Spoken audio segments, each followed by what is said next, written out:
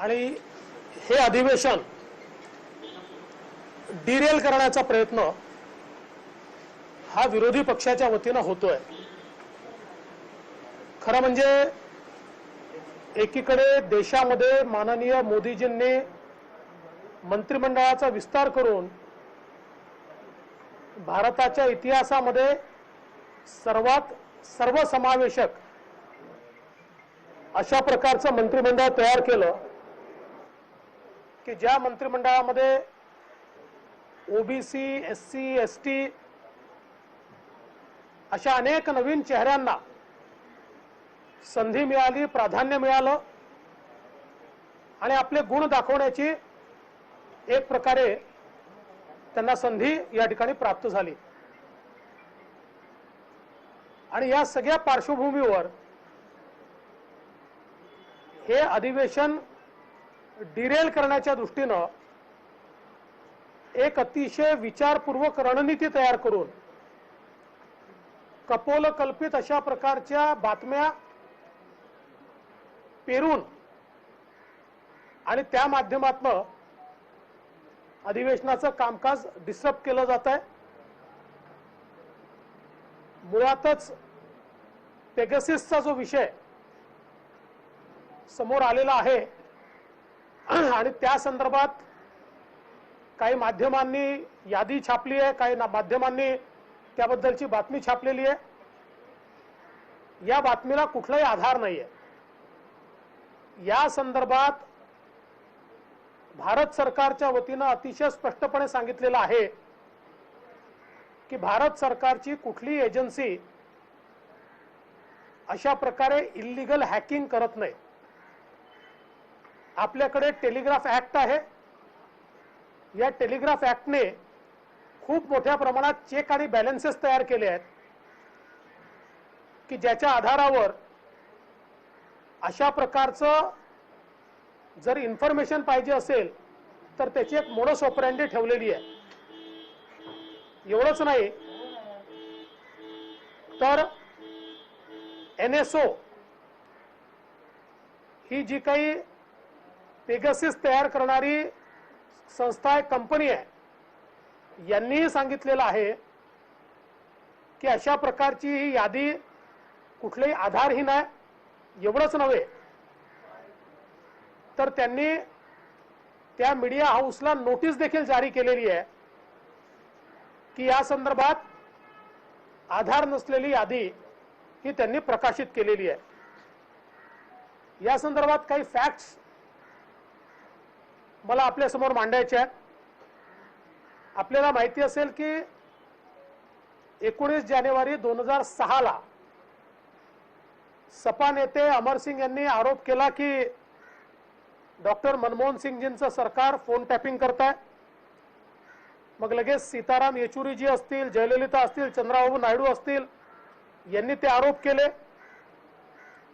त्यावर मनमोहन सिंगजींनी उत्तर दिलं की सरकारने हे फोन टॅप केलेले नाहीत, एका खासगी संस्थेने हे फोन टॅप केलेले आहेत आणि या संदर्भात भूपिंदर सिंग नामक एका व्यक्तीला अटक करण्यात आली आहे।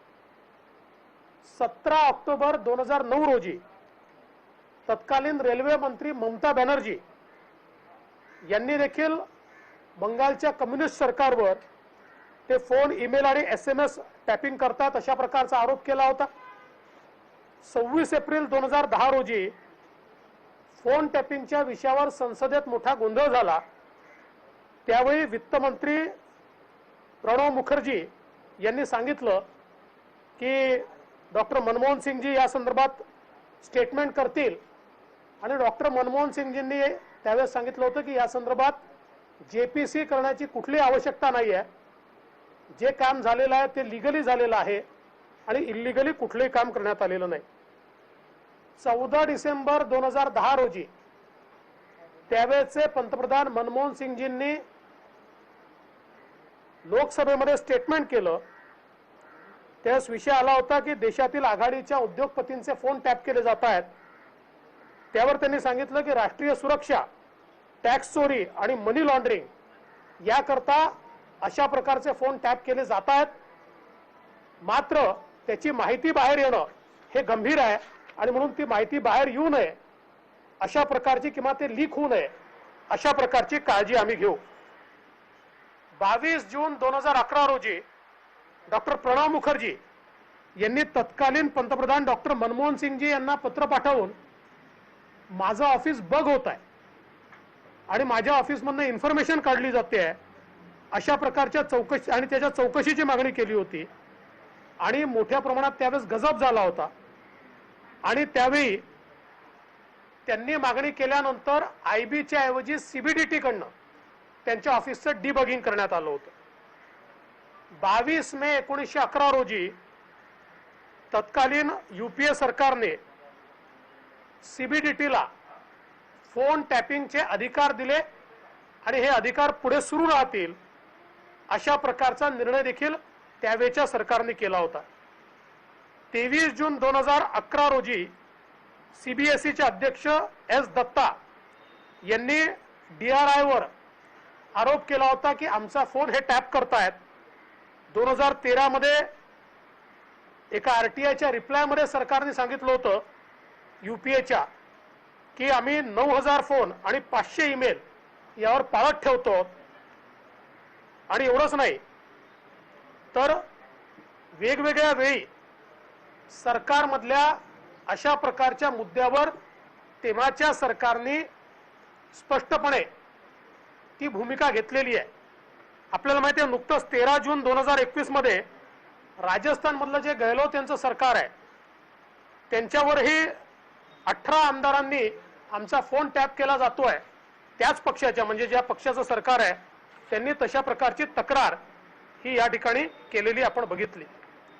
खरं म्हणजे आता हे जे काही पेगासिसचा विषय आहे यामध्ये 45 देशांचा उल्लेख आहे पण चर्चा केवळ भारताची केली जाते आणि ठरवून संसदेच्या अधिवेशनाच्या आदल्या दिवशी अशा प्रकारची बातमी देऊन एकीकडे भारतीय लोकशाहीला बदनाम करण्याचा हा कट आहे. आणि असं लक्षात येत आहे की जेव्हा जेव्हा भारत पुढे जातो त्यावेळी काही लोक वेस्टेड इंटरेस्टच्या माध्यमातून भारताला बदनाम करण्याचा कट करतात. आणि आपल्याला कल्पना आहे की मध्यंतरीच्या काळात तर 1-2 असेही आपल्याला मीडिया लक्षात आले की ज्यांना चायनीज फंडिंग मिळालेलं आहे आणि ते भारत विरोधी प्रोपगंडा चालवत आहेत. आणि म्हणून भारतामध्ये टेलिग्राफ ऍक्टने या संदर्भात अतिशय महत्त्वाच्या तरतुदी केलेल्या आहेत. त्या तरतुदीमध्ये सगळ्या प्रकारचं त्याच्यावर टॅप ठेवण्याच्या संदर्भात पूर्णपणे व्यवस्था उभी केलेली आहे. आणि अशा या परिस्थितीमध्ये जाणीवपूर्वक भारताला बदनाम करण्याचं हे जे काही षडयंत्र चाललेलं आहे हे योग्य नाही आहे. संसदेमध्ये अनेक महत्त्वाचे विषय आहेत आणि त्या विषयांवर चर्चा न करता हा जो काही भारताच्या बदनामीचा कट चाललेला आहे याचा आम्ही निषेध करतो आणि जाणीवपूर्वक संसदेचं काम डिरेल करण्याचा जो प्रयत्न आहे हा अयोग्य आहे. हा तात्काळ थांबला पाहिजे अशा प्रकारची आमची मागणी आहे.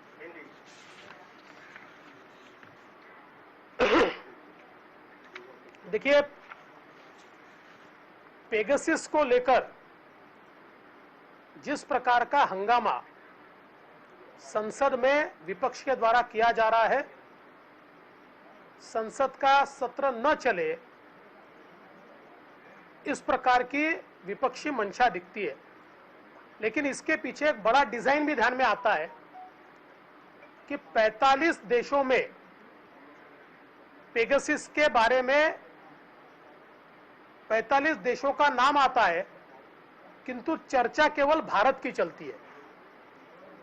और संसद के अधिवेशन के एक दिन पहले इसको प्रिंट किया जाता है, पब्लिश किया जाता है ताकि संसद के अधिवेशन में इसके ऊपर हंगामा किया जा सके. और विशेष रूप से हमको ये लगता है कि एक प्रकार से भारतीय लोकतंत्र को बदनाम करने की एक साजिश है. भारत में टेलीग्राफ एक्ट ये बहुत स्ट्रांग है और मोदी जी की सरकार ने उसको और स्ट्रांग किया है। उसमें चेक एंड बैलेंसेस है। फोन को लीगली टैप करने के बारे में या फोन को लीगली इंटरसेप्ट करने के बारे में इसमें महत्वपूर्ण जानकारियां, इसमें महत्वपूर्ण चीजें दी गई है, जिसका उल्लंघन करने पर आवश्यक उस प्रकार के आदेश निर्देश भी दिए जा सकते हैं। ये सारी चीजें होने के बावजूद जानबूझकर इस प्रकार की बातें बताई जा रही है। और सबसे महत्वपूर्ण बात यह है कि बिल्कुल संसद के सत्र के पहले इस प्रकार की बात को कहना, जिसको पेगासस बनाने वाली एनएसओ ने भी नकारा है और एनएसओ ने मीडिया हाउस को नोटिस भी जारी किया है कि आप गलत जानकारी दे रहे हो। भारत सरकार ने स्पष्ट किया है कि भारत सरकार की ओर से केवल लीगल इंटरसेप्शन होता है, इलीगल हैकिंग नहीं की जाती। और हमने देखा इससे पहले भी 19 जनवरी 2006 में सपा के तत्कालीन नेता अमर सिंह जी ने फोन टैपिंग का आरोप किया था। उसके बाद सीताराम येचुरी जी, जयललिता जी, चंद्रबाबू नायडू जी, इन्होंने आरोप किया था और उस पर डॉक्टर मनमोहन सिंह जी ने जवाब दिया था कि यह सरकार की ओर से हैकिंग नहीं किया गया है, यह टैपिंग किसी प्राइवेट कंपनी ने किया है और हमने उनके एक व्यक्ति को अरेस्ट भी किया है। इसी प्रकार से 17 अक्टूबर 2009 को श्रीमती ममता बनर्जी ने इसी प्रकार के आरोप तत्कालीन कम्युनिस्ट सरकार के ऊपर लगाए थे। 16 अप्रैल 2010 को इसी प्रकार का विषय ये उस समय की संसद में आया था। तब मनमोहन सिंह जी ने यह कहा था कि जो काम हम करते हैं वो लीगल है और इसके ऊपर जेपीसी बनाने की कोई आवश्यकता नहीं है और जेपीसी की मांग को उन्होंने खारिज किया था।